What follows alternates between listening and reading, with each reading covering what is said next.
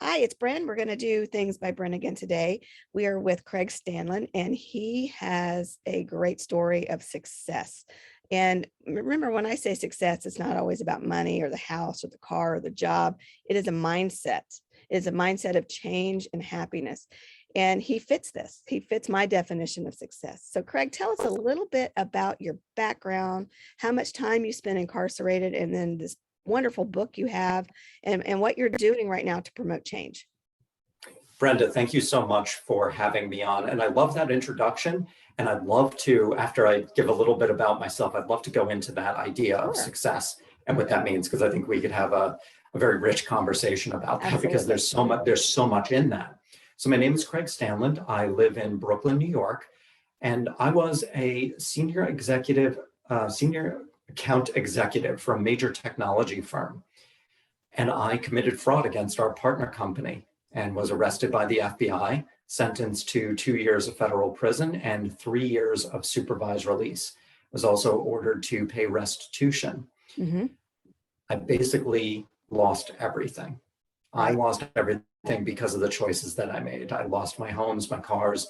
I was married. I got divorced, court order barring me from my old career. And I really had to reinvent my life from scratch. And what I do now is I call myself a reinvention architect. I help people who want to create something new in their lives, whether these people have hit rock bottom or whether they are at a job that's just unfulfilling and doesn't fulfill them with that sense of passion and purpose and meaning, and they don't know how to create something new in their lives. Absolutely. So that is what I'm doing now, which I absolutely love. And thank you for mentioning the book. It's Blank Canvas, How I Reinvented My Life After Prison. It was released in May of this year. Congratulations. Thank you so much. It was a 6+ year process of writing this book. It takes a lot of time. I started in the Otisville Federal Prison Library, just with pen and paper, because that's all we have. Right, so and that's how I wrote mine, was exactly with pen and paper and sending it home.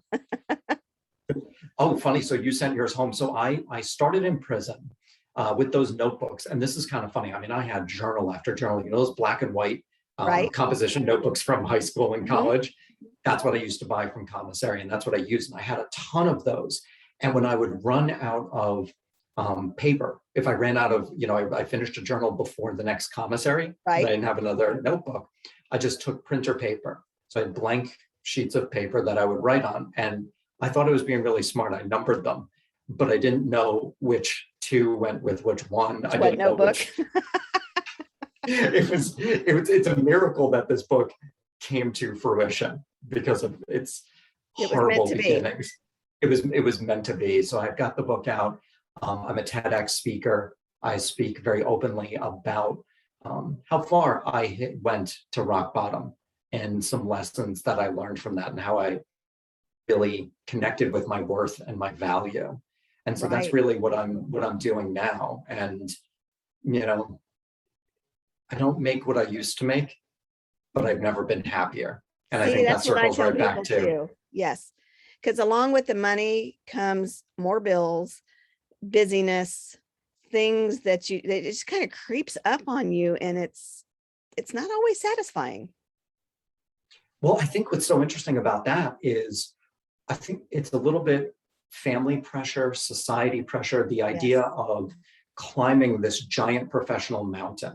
And when you get to the top, whatever that top looks like, we'll circle right back to what you said in the beginning, we'll have that success and we'll be filled with joy and happiness. And it's so interesting. We'll struggle to get to the top of the mountain and just find ourselves with like this success-sized hole in the middle of our chest and thinking, where the heck where's my happiness? Where's my joy? Where's my fulfillment? Why was it worth it?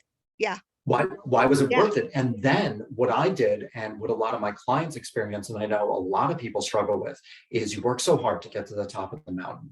You have that success-sized hole. You don't know what to do. So now it's, let me try to give meaning to all the work that I put in. And oftentimes what that is the pursuit of pleasure, purchasing everything you can get your hands on, all the materialistic things, the nice cars, the nice handbags, the nice watches, whatever it may be, going out to extravagant dinners, and just really keeping up that image that you think you have to have. Keeping up that image that you think you have to have, and experiencing that little dopamine shot when you do spend, when you do pull out your Amex Platinum card or whatever it may be, and you get that little rush. Never mind that it's got $30,000 sitting on it that's all debt. And what a point, right? I mean, completely ignoring all of that and just, getting that little shot of dopamine, which feels great, and then wanting that and craving it and having it become this identity that has to be maintained at all costs, because all of a sudden it's like, who am I without my things and my ability to purchase those things? Right. And I think that is, from the outside, people would have said I was successful. Yeah, right. You think absolutely. You need them. Mm-hmm.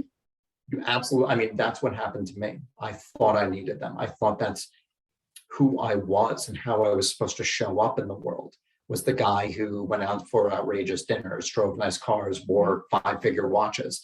This is what I thought that I was. And, when my paycheck started shrinking because I was starting to shirk my responsibilities because I got so caught up in the lifestyle, and the products I was selling were becoming more commoditized.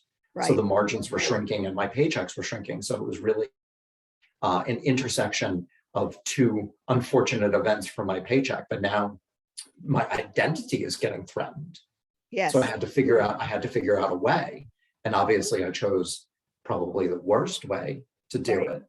But in that state was, I have a problem. I need to fix it. And I found a way to fix it.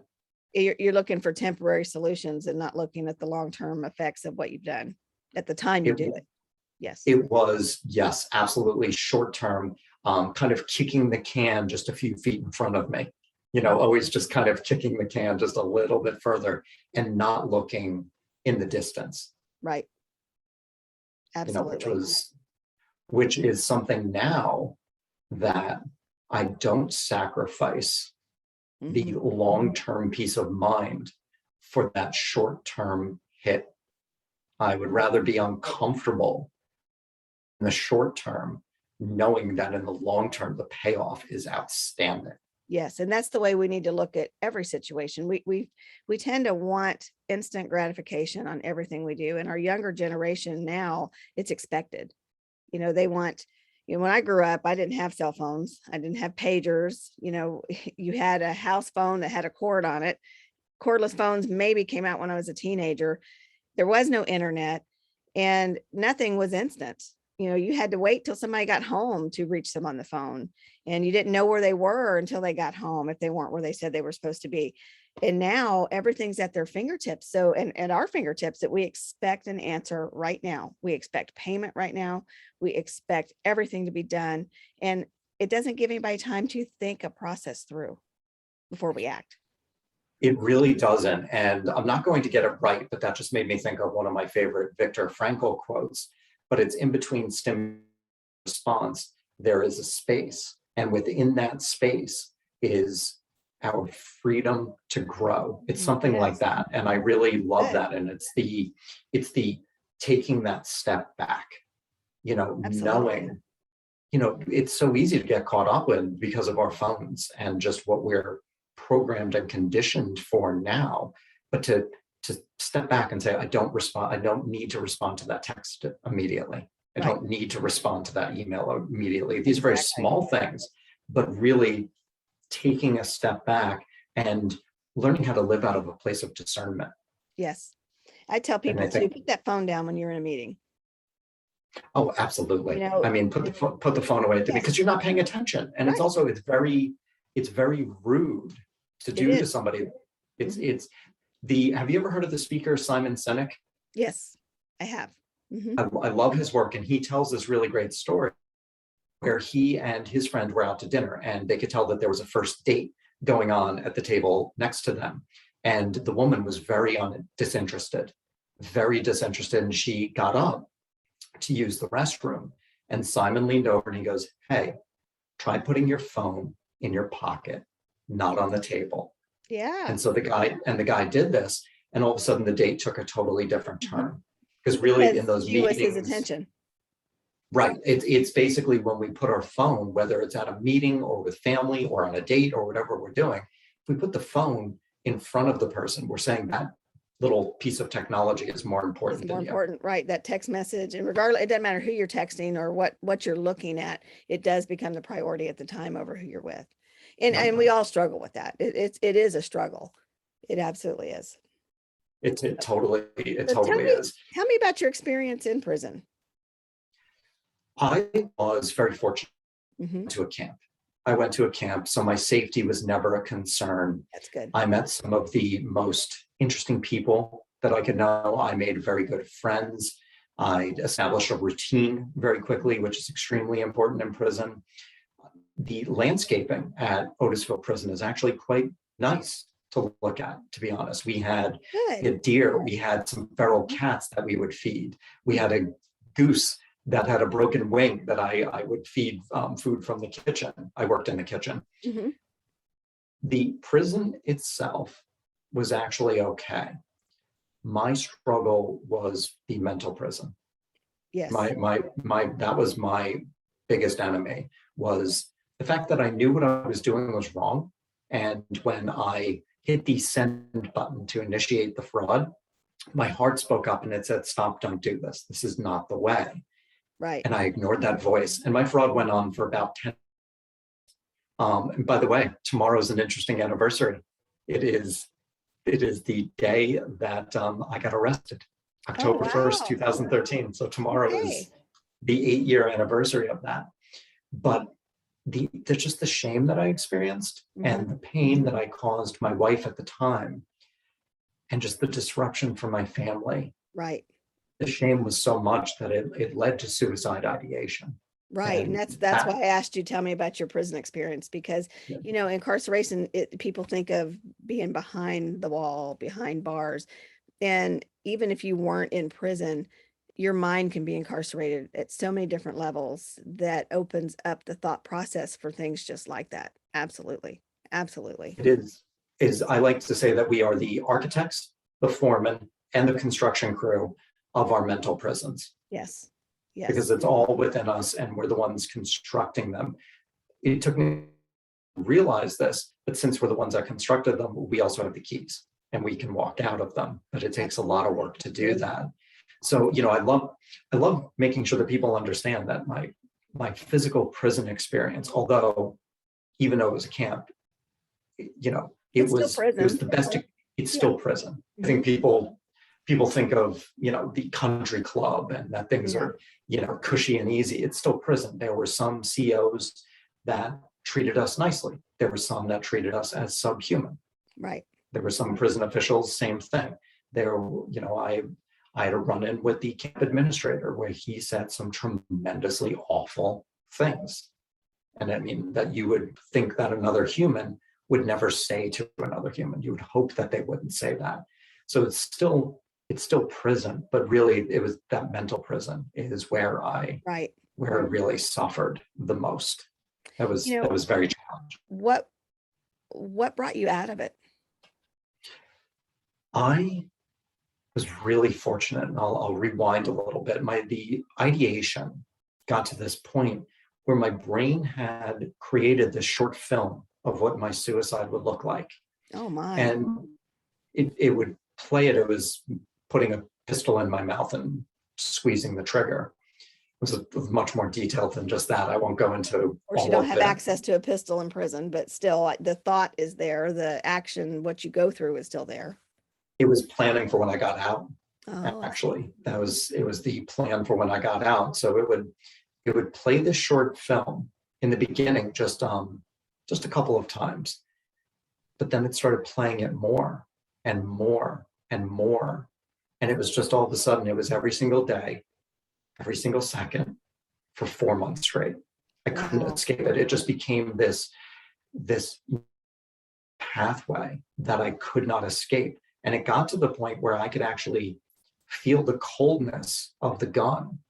I could feel everything very tactilely, as if it was actually happening to me. I could feel the bullet go through the back of my skull. I mean, it was a form of mental torture.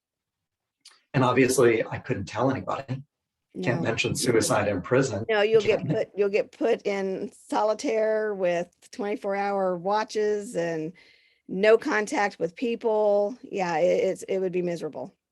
and that scared the hell out of me. I was so isolated and full of shame that the idea of being alone, I couldn't do it. There's no way. So I didn't share with anybody. And then one day, my friend Sean, my best friend of 30 years, sends me an email and just says, hey, can I come for a visit this weekend? And our visits were not monitored. So I knew, share with Sean everything that I was experiencing, everything that I was feeling, I could get it out of me. So it seemed to take forever for his visit to come around, but it finally did. And we sit down in the visiting room, and I'm like so excited to tell him all of this stuff, to get it out of me, because the pressure was too much. Right. It was becoming too much. I mean, I was planning on Needed to how I talk could about actually, it. I had to, because I was getting to the stage of like, how can I do it? What are the creative ways, even with my limited resources in prison, how can I kill myself to make this video stop? Because I can't take it anymore. So to tell him would release it. We sit down, I go to open my mouth, and my buddy just starts telling me that his life is a mess. Oh, He's no. getting He was he's there to getting hear, he was there to dump on you. he was there to dump on me. He needed his friend. And in that dumping, I realized that worth and I had value outside of all the things that I had thought gave me worth and value. I wasn't my nice cars. I wasn't my fancy dinners. I wasn't the nice watches. Right. Wasn't the big job. I wasn't any of those things. I was just a friend. And that was enough. And that turned everything around. That made these short videos stop playing. That's I'm not going awesome. to sit here. Yeah, Now I'm not you going to had sit a here and say value because he needed you. he needed me. And I realized he could have walked to his brother's house. He's very close with his brother. They lived on the same street. So He a shows few you doors. that. He took a 2-hour drive to come to prison. Yes. That says a lot. Mhm. And that really struck me. And then to, in a sense, reinforce the message, my mom and aunt kind of came for a surprise visit the following week. And that just was a reinforcement. And that's what started to reinvent my life. That was the turning point. And then you started writing. I had started writing before then? Because I didn't have that outlet. So I started writing before then. So what I would say is the first draft of the book, I mean, I think all first drafts are, but I mean, it was a mess. It was a disaster. And barely made any sense. But writing really helps save me. It really helped save me. And after his visit, then it started taking a little bit more shape and structure and having a little bit more of a purpose, knowing that I could utilize this story and my experience to be of service to somebody else. Right. And that's what drove me for 6 years to go draft after draft and to finally get it published. So where can they find this book? It's on Amazon and Barnes and Noble. All right. And I will say the name again, Blank Canvas, How I Reinvented My Life After Prison. That's awesome. That's awesome. I'm going to put you in touch with some other people that maybe you can work with to get your books in some other prisons. I've got a friend here in Kansas that has his book that he's not a felon and he didn't do any time, of course, if he's not a felon, but he wrote a book about mental real estate that our state authorities thought that it was good enough that it needed to be put in the hands of inmates. So that's amazing. Yes, it is. So he's got some really good context there. And then I don't know if you know Sheila Bruno, who has the book Wife After Prison, which talks about when you come out and the mindset and how that affects your life and your change and just how you do things in your relationships. And she's got her books going into prisons as well. Oh, that's great. Yeah. That's great. Because I think how important books are in prison. Yeah. It's just such an important resource because you don't have any of that connection to the outside world. There's no internet. Right. And to be able to escape, in a sense, and that's what you're doing, which is why I wrote, my books are fiction, It was my escape from reality. It was my time to sit down and not be a part of where I was living.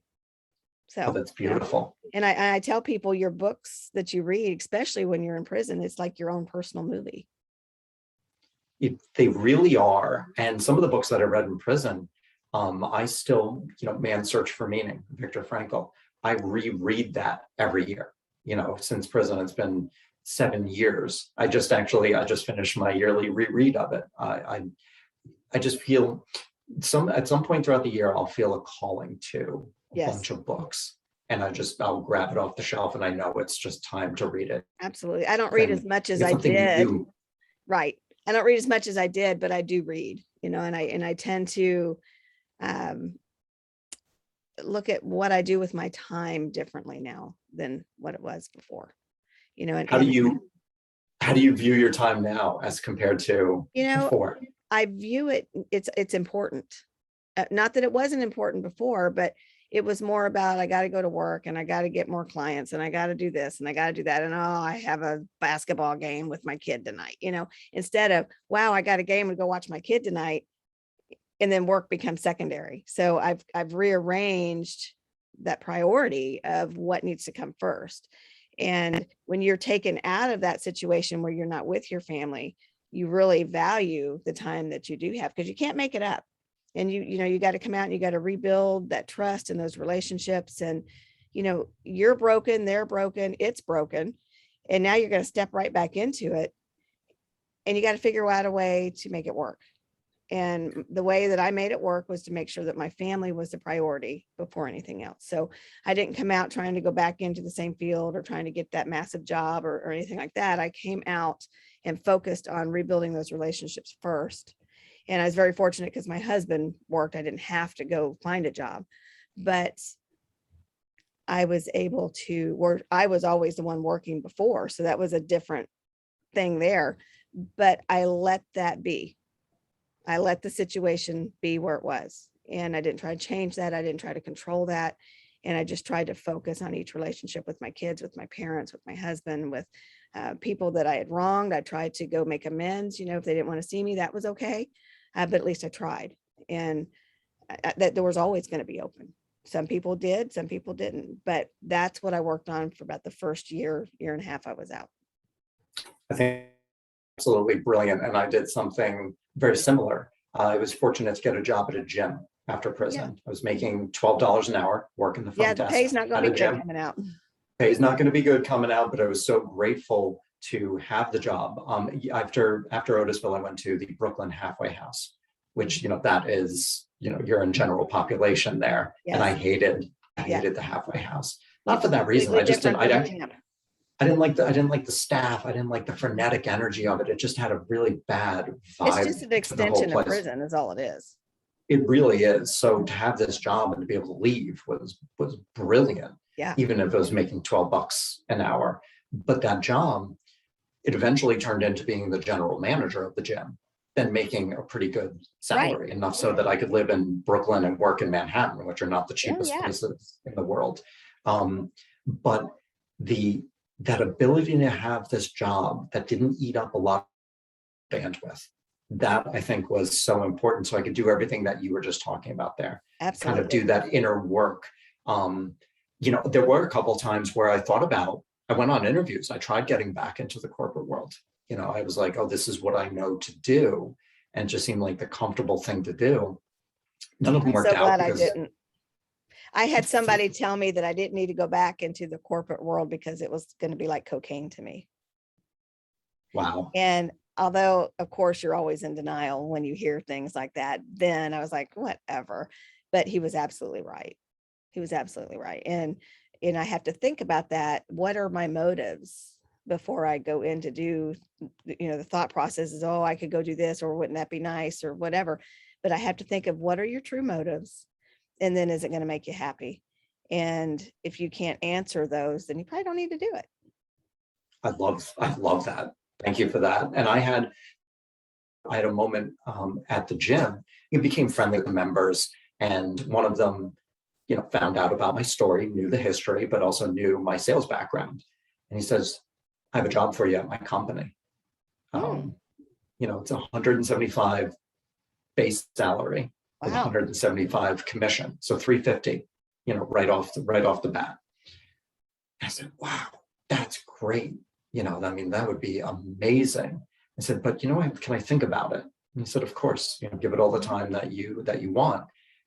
And I thought a lot of the things that you said, and I asked those questions. I was like, do I really want this? Do I want to get back to working on the weekends and answering emails 10 and the high o'clock, 11 pressure, o'clock at night, 2 hours of kind of, sleep. Yes. all of the things that go along with that. And also, I did the math, 350, and I was like, ooh, I'm a new BMW, a nicer apartment. I'm spending money that I don't have. Have yet. And I actually, and I stopped myself and I said, what the hell am I doing? Like, am I going to fall back into that same exact trap? Right. And so I saw him a couple of days later and I said, thank you so much for this unbelievably generous offer, but I am going to pass because I want to write the book. I want to be a coach and I want to be a speaker. And he looked at me and he goes, I can't tell you how happy I am to hear that. He's like, that's the right See, answer. that's good. He wasn't that's somebody that truly cares about your well-being. Yes. Yep. Yep. Yeah, exactly. And it felt, I'll tell you, it felt so empowering to turn that down, to understand that I had enough to live. Right. And that I had a big enough of a why that I could forego this job and go for what I wanted. And that was What kind of really coaching services do you do? So as a reinvention architect, what I do is really help people get very crystal clear on what it is that they want in their life, what is missing in their life. Oftentimes that is joy, fulfillment, and meaning. So what is going to give you that? What are the things that you do? What did you love doing as a child that got put to the wayside because of the responsibilities of adulthood? Yeah, life gets in the way. Life gets in the way. Getting very clear on that and then establishing a blueprint to incorporate more of those activities into somebody's life while simultaneously looking at the mindset that will be preventing somebody from actually doing those things. Wow, you Because sound like our convention that we're having. It's I mean, and this is all just kind of the basic infrastructure. We get in our own way.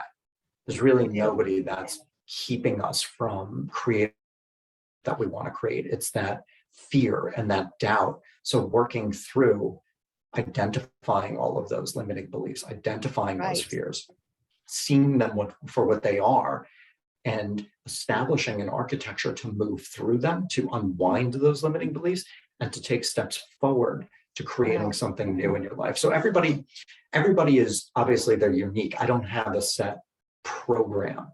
I mean, make it work for each person, right?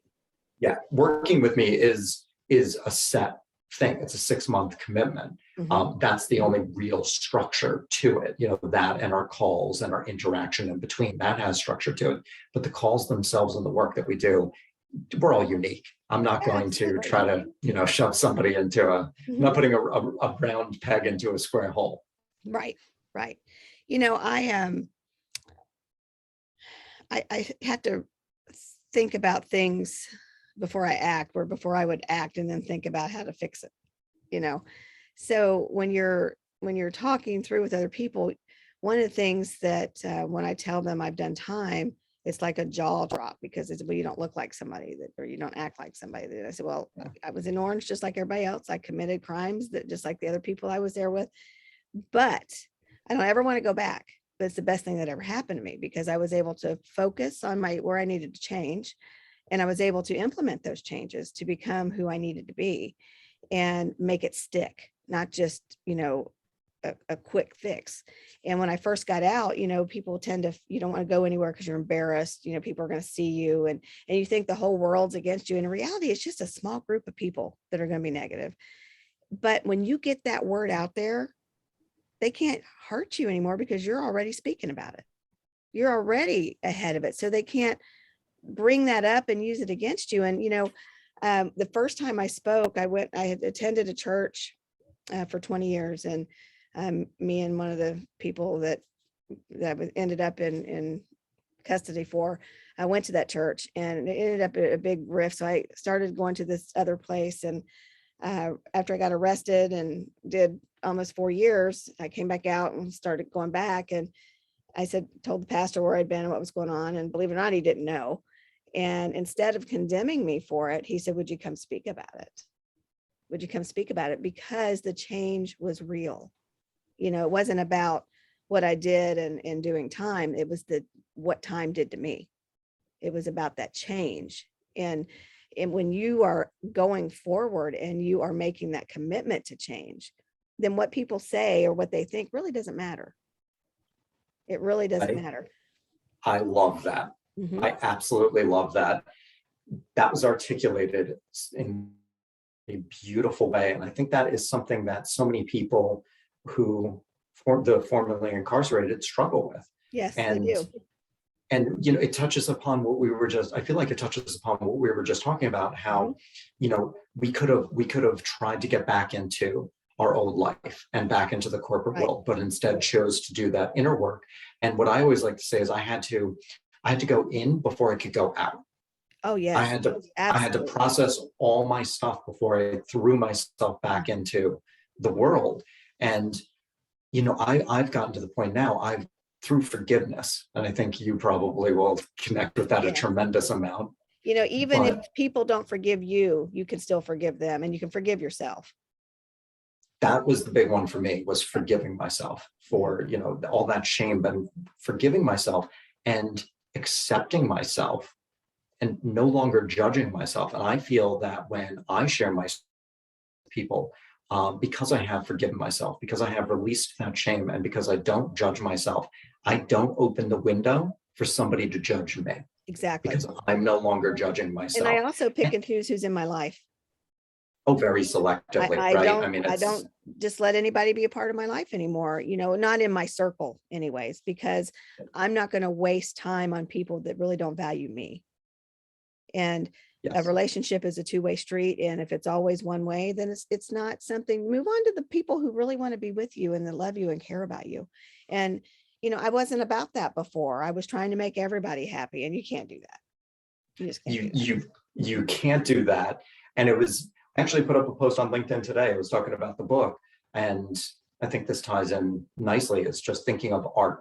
And if we try to create art to please everybody, it's no longer art, it becomes a commodity. And at the same time, you're not going to please anybody. Right. Art Going should to be be, your definition of your interpretation of what you're doing. Yeah. And I think that art is also great. Art is very divisive. Yeah. Some people are going to hate it. Some people are going to love it. Yeah, that's right. And, I learned to draw while I was incarcerated. Oh, I'd cool. never drawn before. I went in at 46 years old, never drawn other than maybe as a kid. And just out of sheer boredom, I picked up drawing. My style is very unique. I have a son that absolutely hates my work. But it's okay, to each their own. And I'm okay with that, because when I first started drawing, I was sad. So a lot of my work would come out sad, Yeah. and then as my mood changed, that art changed. And as my art changed, I found a passion for what I really like to draw. And I don't do it for a living. I'll do birthday presents and Christmas and wedding gifts and things like that. I don't really, and the stuff that I do charge for, I put back towards a ministry that I have. But it's really just to bless others. It's not, it just is what it is. But it was a release in there. It was a place where I could go. I didn't have to think. I didn't have to read and think about what I was reading. I could just turn on the radio and draw. And where I was at, you got locked down quite a bit because it was a holding facility. We had count so many times a day, and they didn't know how to count. Sometimes we were locked down for 2 hours at a time, waiting on count. Oh, God. Yeah, it was horrible. Oh. So you don't always feel like reading or writing. And so the drawing was also my escape. So that's what I did. It was also my hustle in there. Gotta have a hustle. You Gotta have a hustle. The would you pencil? Yep. That's all you had was pencil. Yeah. I was gonna say, because pen doesn't quite. No, I mean, you can go over it in pen, but where I find myself, it's all in what you're used to and how you learned, because my husband went and bought me all these wonderful pencils and charcoal, and what do I still grab? A number 2 pencil and a piece of computer paper to doodle on. Yep. That's great. What do you like? What do you like drawing? What is your Like favorite thing to wildlife. draw? I like Oh, wildlife. beautiful. I can Okay. draw people that won't look exactly like them, and I can only do it if I'm in the mood and if the picture's good. But I really like to draw wildlife is what I do. And Do you have which was anything kind in of unique, particular? because what's that? Do you have anything in particular, like birds or Anything. deer or anything? Okay. Anything animal. In there, everybody's wanting more of the tattoo art or the prison art, or Yeah. the skulls and the flames and the guns so mine, I just didn't draw like that. And I do some comic books. I've created comic books. So, I found a way for my husband's for our anniversary. He's a hunter, and he raised wired hair pointing griffons. And people would always say, you need to put yourself in an orange dog collar. Maybe your husband would pay more attention to you over the dogs, just as a joke, because he was always training and doing. So I incorporated our life stories into these comic books that I did. Oh, And every fun. week I would send him a comic strip. And it started off as an anniversary present. I did that for about a year. So I have all that as well that what I'll be putting in a book. I haven't really done too much of that since I've been out, but I am getting ready to do a series of that for my grandkids. That's so cool. Do you revisit your early artwork and Oh look at yes, the they're horrible. evolution? Yeah, my mom kept everything. I sent everything home, and man, I look at that and going, man, they were probably thinking, what is wrong with her? But isn't that amazing that not only do you get to see the evolution of yourself as an artist, but you get to see the evolution of your mental state. And that is 'Cause as you exactly said, the point. Yes. Yes. Yeah. And my having mom, that when I would talk to her, sadness. when I would talk to her on the phone, she would say things like, well, I could tell you had a bad day with this drawing, or, well, you must have been feeling better today, just because it shows up in what you do. It shows up in what you do. So absolutely. Well, tell the folks how they can get in touch with you if they need coaching, if they want to get your book, if they just want to talk to you, if they want to interview you. How do they find you? My website is craigstanland.com. Okay. I am on LinkedIn under Craig Stanland. I post 6 days a week. I'm also on Instagram, Craig_Stanland, and the book is available on Barnes & Noble and Amazon. Blank Canvas, How I Reinvented My Life After Prison. So any one of those mediums, people can get in touch with me for anything that they want to talk about. Well, thank you for the interview. Don't hang up when I stop the recording. I want to talk to you about something else, but Of thank you course. so much. And I appreciate your time, and this will be out. Look us up on YouTube, LinkedIn, Facebook, Twitter. It'll be everywhere, Instagram. And if you need help with suicidal thoughts, please reach out. Please reach out. Craig would love to talk to you about that. Been there, did not go through with it, but he understands that process and what you might be going through. It's very important that you talk to somebody and find the help that you need. And if you are a returning citizen and you need some help, contact both of us. We'd love to sit down and chat with you, see what your goals are and what your focus is going to be, and see if we can help you make that change that you need to be successful. So thank you, Craig. I appreciate it. Brenda, thank you so much. I want to take 1 second to acknowledge you for having this platform, for having people on to be able to share their stories, because you really touched on something important there, particularly for people who have or are having suicidal thoughts, Right. to know that it's okay to talk about it. Right. And by having these platforms and having these very candid discussions, that I believe help somebody who is locked in that darkness understand that they can reach out to somebody and just create a pinpoint of light. Because if you have a pinpoint of light in the darkest of skies, that's sometimes all you need. So I want to again acknowledge and thank you for you're welcome. having this platform. I decided when I got out I was going to try to make a difference, because that's what we should all do. And so, if there's somebody out there that needs something, contact us. We're happy to help. So thanks again, Craig. Thank you.